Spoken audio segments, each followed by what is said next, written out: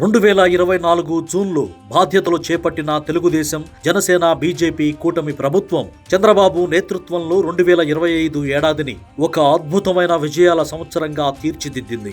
ఆ విజయాలను ఇప్పుడు తెలుసుకుందాం.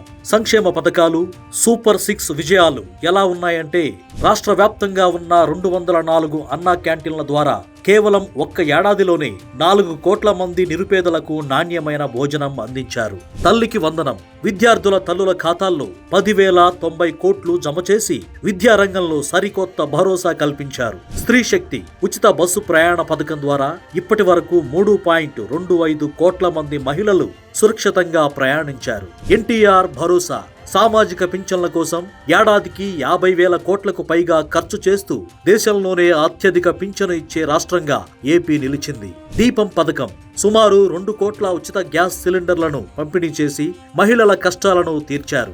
రైతు సంక్షేమం అన్నదాత సుఖీభవ కింద 6,310 కోట్ల పెట్టుబడి సాయాన్ని రైతుల ఖాతాల్లో జమ చేశారు. అభివృద్ధి మరియు మౌలిక సదుపాయాల రంగంలో ఎలాంటి విజయం సాధించిందో తెలుసుకుందాం.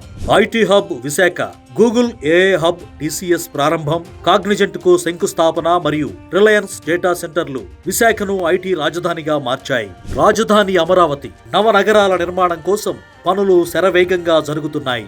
అమరావతికి 7,387 కోట్ల రుణాన్ని కేబినెట్ ఆమోదించింది. ఉద్యోగ నియామకాలు మెగా డిఎస్సి ద్వారా 15,941 ఉపాధ్యాయ పోస్టులు, 5,757 కానిస్టేబుల్ ఉద్యోగాల భర్తీ ప్రక్రియను పూర్తి చేశారు. గ్రామీణాభివృద్ధి శివారు గ్రామాలకు సైతం 4G నెట్వర్క్ ఏర్పాటు మరియు ప్రతి ఇంటికి కుళాయి కనెక్షన్లు ఇచ్చే పనులు వేగవంతం చేశారు. రోడ్ల మరమ్మతులు రాష్ట్ర వ్యాప్తంగా గుంతల రోడ్లు నివారణకు 1000 కోట్లతో పనులు నిర్వహించారు. ఈ ఘన విజయాలు 2025 ఏడాదిని ఏపీ చరిత్రలో ఒక మైలురాయిగా నిలిపాయని, రానున్న కాలంలో మరిన్ని అద్భుత విజయాలు సాధించి ప్రజల మనస్సుల్లో స్థానాన్ని సుస్థిరం చేసుకుంటామని కూటమి నాయకులు ఆత్మవిశ్వాసంతో చెబుతున్నారు.